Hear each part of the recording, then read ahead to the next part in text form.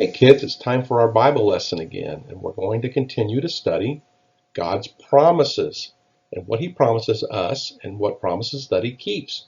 So we're going to continue to use the book God Always Keeps His Promises, Unshakable Hope for Kids, as our study guide. That book was illustrated by Alicia Trunfio, written by Max Lucado, and adapted by Tama Fortner. So get ready because we're going to talk about another promise that God made us.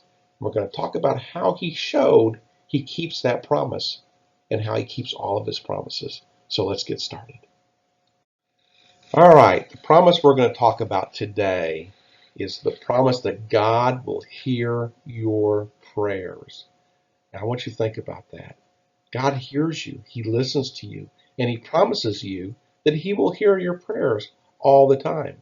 No matter what you talk to Him about, no matter what you say, He will hear you and He will listen to your prayers. So God's promise, say it with me, say it out loud. God will hear your prayers. What an awesome promise. Our memory verse today is when a believing person prays, great things happen. James 5:16. So again, our memory verse today, when a believing person prays, great things happen. James chapter 5, verse 16. All right, I'm going to say it, and then you say it. Ready? When I stop, say what I just said. All right, let's go. When a believing person prays, great things happen. James 5:16. All right, now say it with me, very loud. Ready? When a believing person prays, great things happen. James chapter 5, verse 16. When you have a problem, who do you turn to for help? Chances are you have lots of people who you can go to. Parents, grandparents, teachers, preachers, and friends. But someone else is waiting to help you too. Someone who's always ready to listen. It's God. And when you talk to Him, great things happen. Just ask Elijah.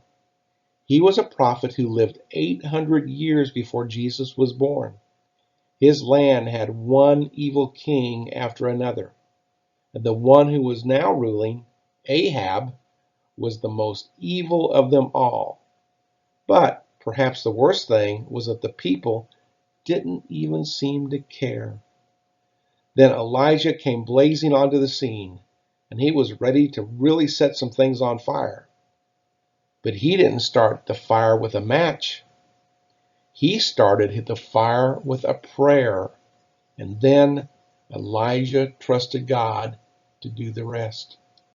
For 3 years there had been no rain, not a drop, not a drip, because Elijah had prayed and asked God to stop the rain. So God did, for 3 years. Elijah was trying to get the wicked King Ahab's attention, to get the Israelite people's attention. He wanted them to remember that only God was God, but they didn't. They kept bowing down to their phony god Baal. One day, God told Elijah to go to King Ahab and give it one more try. Let's decide this once and for all, Elijah told Ahab. Tell the people to meet me at Mount Carmel. Bring the 450 prophets of your false god Baal. We'll see who the true God is. At Mount Carmel, Elijah challenged the people. Decide who you will serve, God or Baal. But the people wouldn't answer. So Elijah told the 450 prophets of Baal, you get a sacrifice, and I'll get a sacrifice. You build an altar, and I'll build an altar. You ask your God to send fire, and I'll ask my God to send fire. Then the God who answers by fire is the true God. I'll even let you go first. From morning to noon, the prophets of Baal prayed to their God, but there was no answer. They danced round and round the altar. Still no answer. Elijah began to make fun of them. Shout louder. Maybe Baal is thinking or traveling. Maybe he's in the bathroom, Elijah snickered. Or Maybe he's sleeping. Shout louder so he'll wake up again. The prophets prayed louder and danced wilder. They even cut themselves with swords and spears to try to get Baal's attention. Nothing worked. Baal still did not answer. Evening came, and Elijah asked for his turn.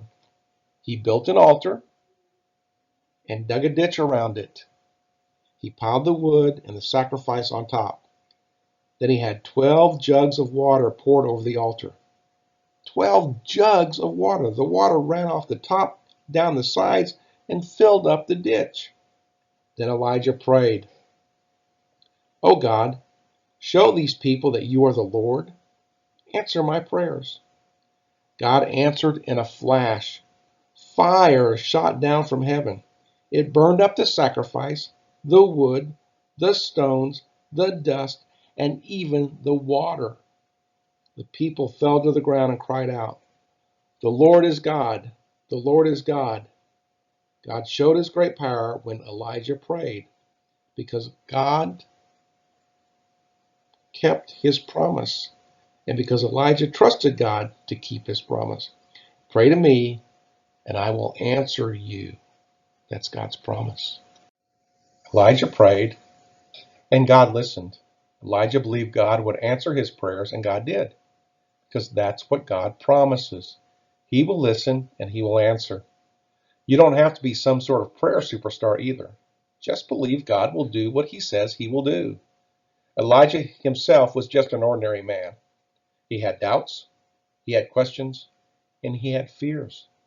But when he prayed, he believed God would answer. And pow! The soaking wet altar exploded into a great blazing fire. God loves hearing your prayers too. Why? Your prayers matter to God because you matter to God. After all, you aren't just anybody. You are his child. He loves you, and he loves listening to you. He never says, "Come back later." He's always ready to listen.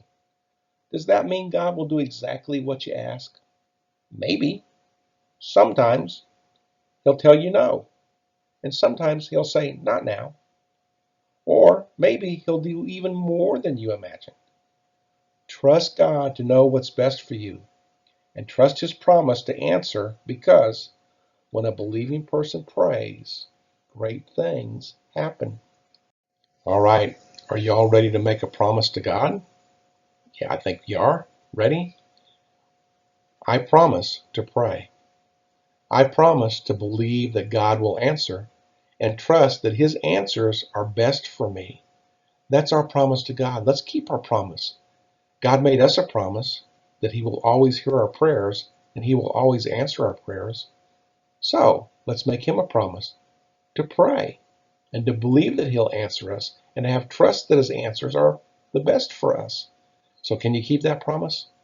All right. I hope so. Let's think about that promise all week this week, okay? All right, we're going to say a prayer now. So bow your heads, close your eyes, get very, very quiet. Dear God, you are the Lord of everything, but you still want to hear from me. That is amazing. Thank you for listening to me when I pray. Help me trust you no matter how you answer me. Amen. All right, our second memory verse that you'll practice this week says, "Pray to me and I will answer you." Jeremiah 33, verse 3. That's God talking to us. Let's say it one more time. Pray to me and I will answer you. Jeremiah 33, 3. That's your memory verse for the week. I hope you practice it and I hope you learn it so that you can say it next time we talk. All right, here's some other verses for you to read with mom and dad.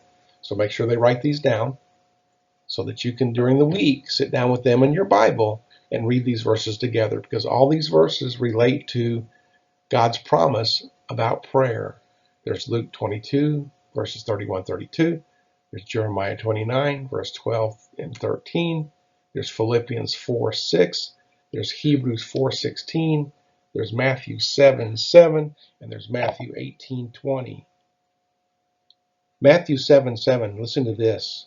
Keep on asking, and you will receive what you ask for. Keep on seeking, and you will find. Keep on knocking, and the door will be open to you. Matthew 7:7. Or Philippians 4:6. Don't worry about anything. Instead, pray about everything. Tell God what you need and thank Him for all that He has done. Philippians 4:6. So each of these verses talk about prayer and God's promise to you that He'll hear your prayer and He'll answer your prayer. So make sure you read each and every one of these this week, sitting down with Mom and Dad, so you can read your Bible together. Well, that's the end of our lesson today. We learned about what? We learned that God hears our prayers and God answers our prayers. Isn't that an awesome story where Elijah was trying to convince the people of Israel to stop worshiping that fake god called Baal? And so he got all the prophets of Baal together, 450 of them, and he said, okay, let's each build an altar. So they each built an altar. He said, let's all put wood on it. So they each put wood on their altar. Then they got a sacrifice. And then they said, okay, let's each pray to God, our God. You pray to your God, Baal. I'll pray to my God. We'll ask for fire to be sent down from heaven. And I'll let you go first.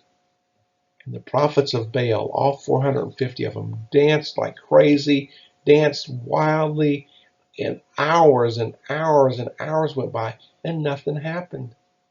Nothing. Baal wasn't answering their prayers. He wasn't even listening to them. And so Elijah started making fun of them.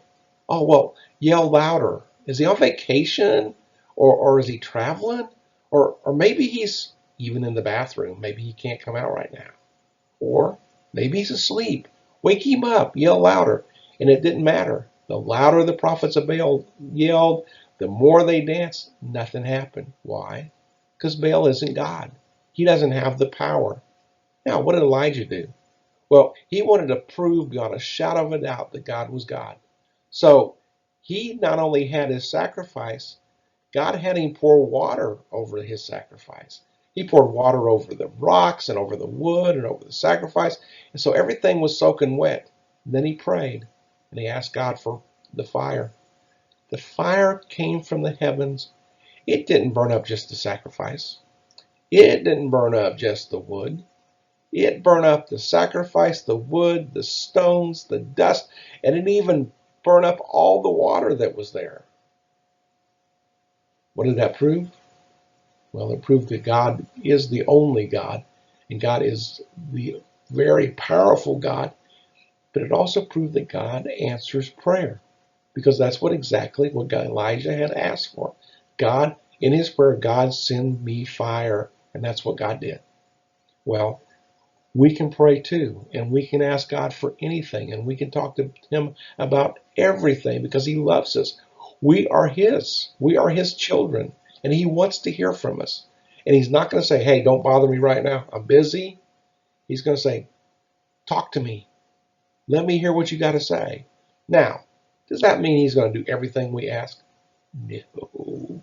Does your mommy and daddy do everything you ask for? No. There are some things that just aren't good for you. And if you ask for those things, God's going to say, no, you can't have that. That's not good for you. And sometimes he's going to say, well, that's okay for you, but not today. So you're just going to have to be patient and wait. Or he might say, yes, you can have that. You can get what you prayed for. Or he might say, you know what? I'm going to do that for you. But I'm not only going to do that for you, I'm going to do more. Isn't that awesome? He loves us so much that he answers us. And sometimes he gives us more than we ask for. And he loves us so much that sometimes he tells us no. Now, I know that's hard to believe. But sometimes if somebody loves you enough, they'll tell you no on things because they know it's not right for you. It's not good for you. Well, that's what God does. So, our lesson for today is God hears our prayers and God answers our prayers. All we have to do is talk to him and ask. Hope you have a great week. We love you, we miss you, and we'll talk to you next week when we have another lesson on God's promises. See you soon. Hello everyone, it's Miss Mary here. Ready to do some more lesson on the plagues. We talked about 4 of them last week, and we're going to talk about the last 6 of them today. So stay with me, and we'll be right back to talk about those 6 plagues. Okay, we're continuing the 10 plagues. Today, our story, or the part we're going to cover, it says Moses and the 10 Plagues, Part 2.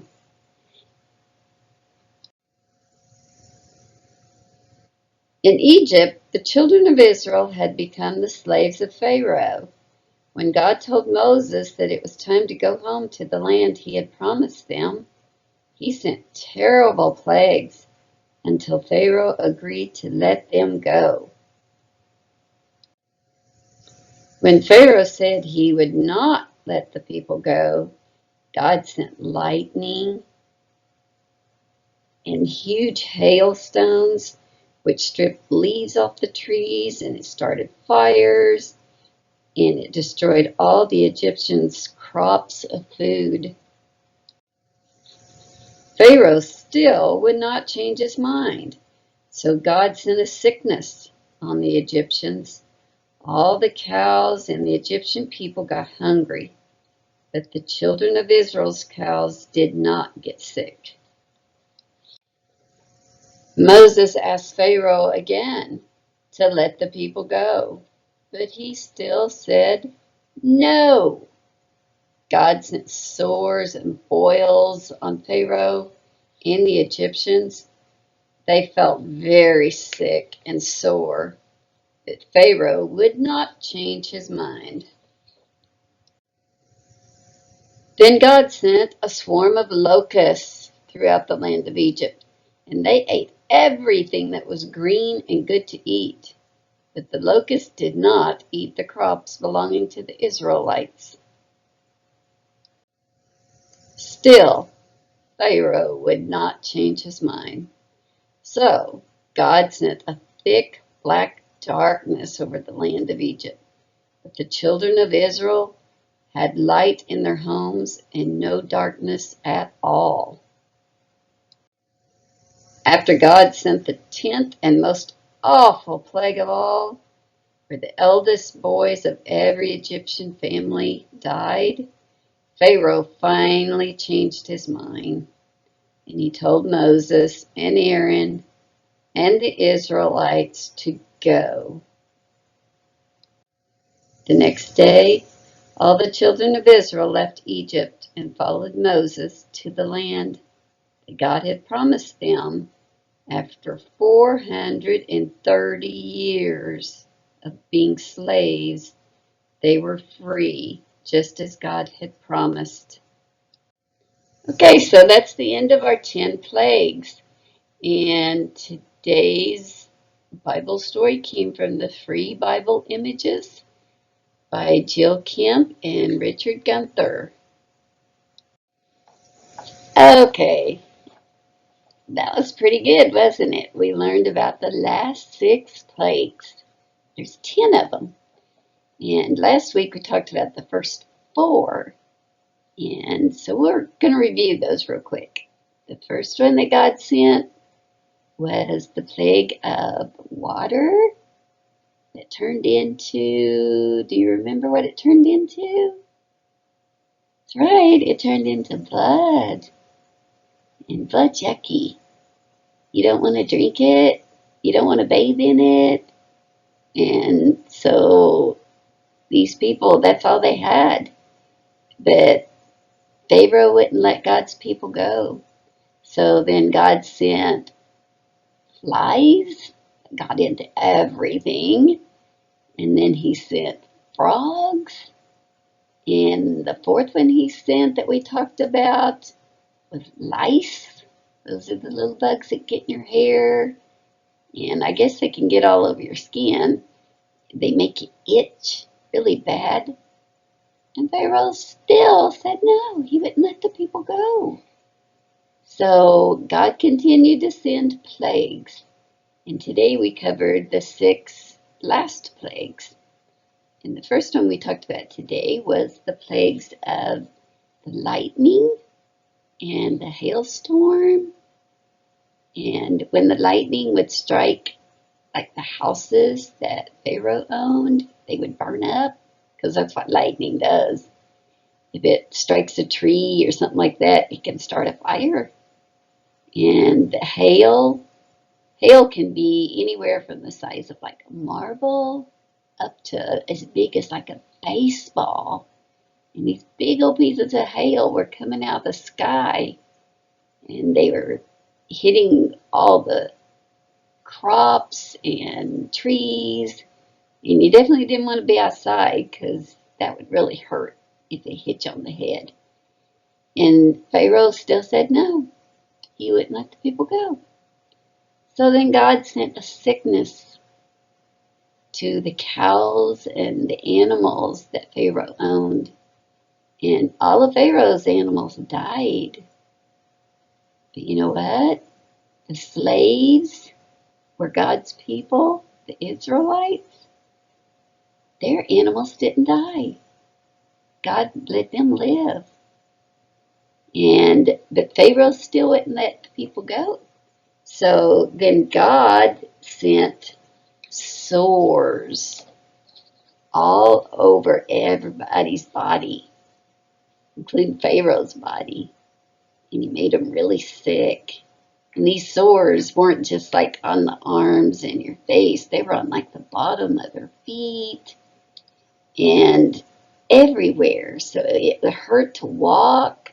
It hurt to lay down because they were like on your back. They were everywhere. And you know what? Pharaoh was still so stubborn. He still said, no, I'm not letting these people go. So God sent another plague. He sent a swarm of locusts. Locusts are a lot like grasshoppers. And I mean, we're not talking 2 or 3 grasshoppers. He sent lots of them. And these locusts came through and they ate everything that was green. Because that's what locusts like to eat. They eat green plants. So if it was a green plant of any kind, including the trees, the leaves on the trees, they ate it. There wasn't anything green left.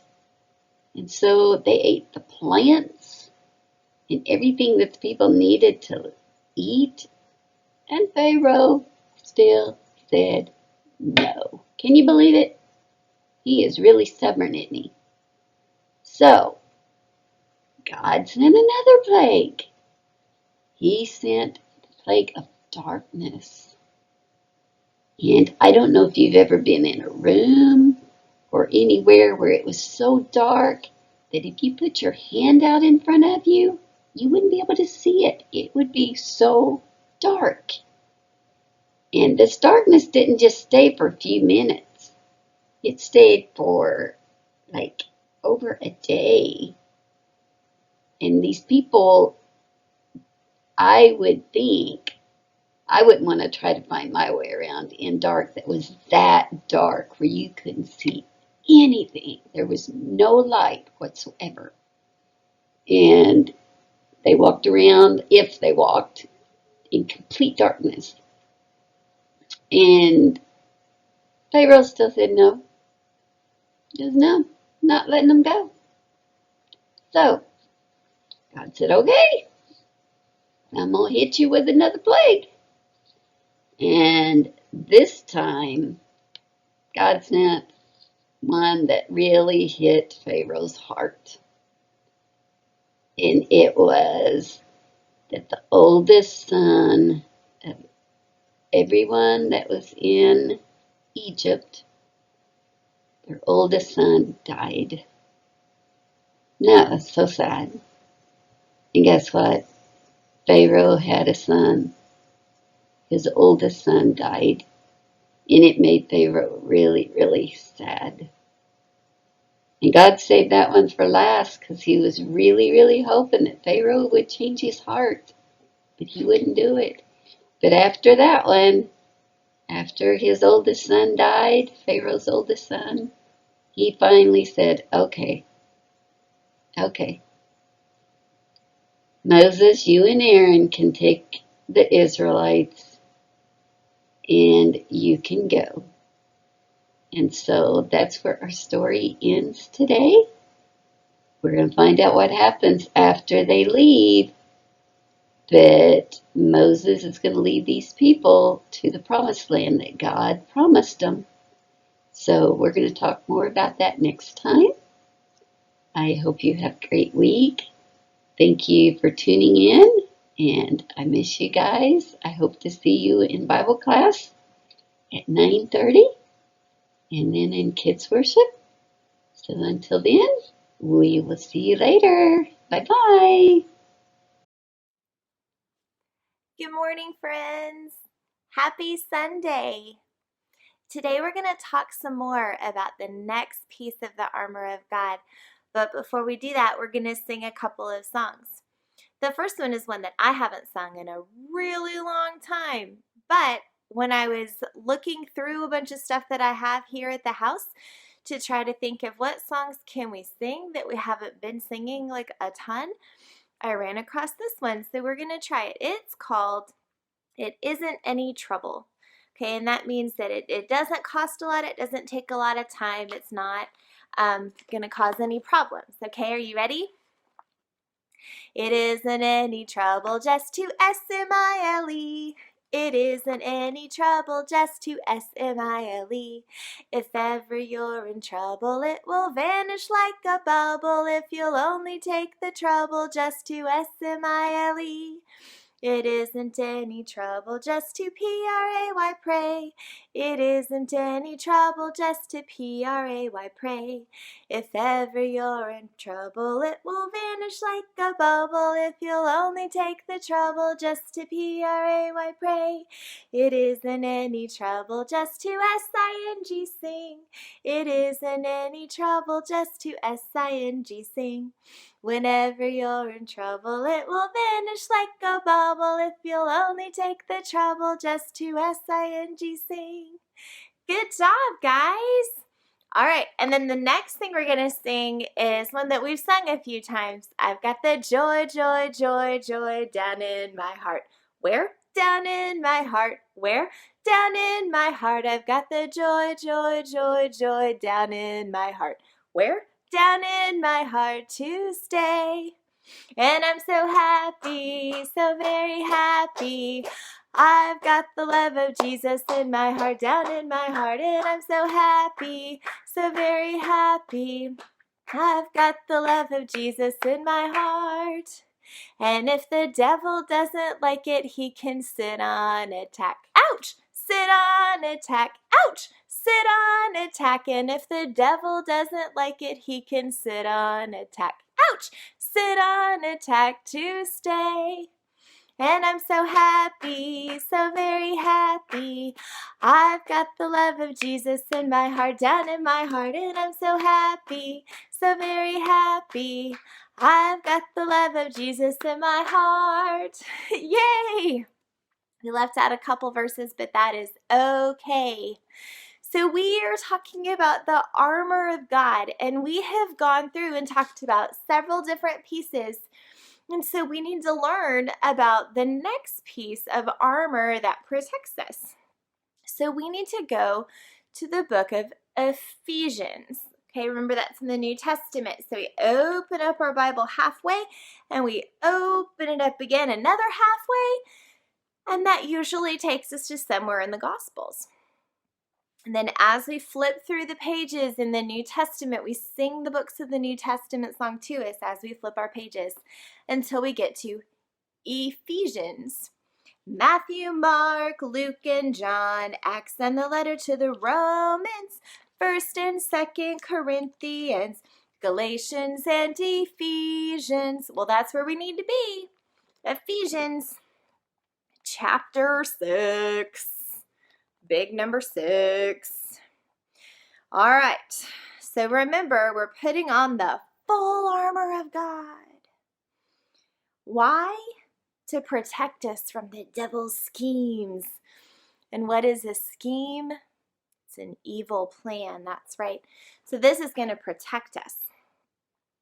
So let's look. Let's start at verse 13. okay? Therefore, put on the full armor of God, so that when the day of evil comes, you may be able to stand your ground. And after you have done everything, to stand. Stand firm then, with the belt of truth buckled around your waist, with the breastplate of righteousness in place, and with your feet fitted with the readiness that comes from the gospel of peace. In addition to all this, take up the shield of faith, with which you can extinguish all the flaming arrows of the evil one. Take the helmet of salvation and the sword of the Spirit, which is the word of God. All right, so we're going to talk about the helmet of salvation. Now remember, these pieces of armor are going to help us stand firm. This isn't something we're going to use to attack with. This is something we're going to use to protect ourselves so that we can stay strong, okay? These are defensive things. And so we've talked about the belt that we use to protect our middle. We talked about the breastplate that we use to protect our heart. We talked about the shoes that we use to be ready to go, right? Last week we talked about the shield, remember, and it's a tall rectangular shield that we can use to protect ourselves and other people around us, right? Well, this week we're talking about the helmet of salvation. All right, so we need to define a couple of things. I want to start with salvation though, and I want us to look in the book of 1 Thessalonians. All right, so that means we're going to have to pick up Ephesians and keep flipping on until chapter 5. So Galatians and Ephesians, Philippians, Colossians, 1st and 2nd Thessalonians. All right, whoa, before 2nd Thessalonians. Whoa. All right, we need 1st Thessalonians chapter 5. So we need a big number 5. And let's look at little verse 8.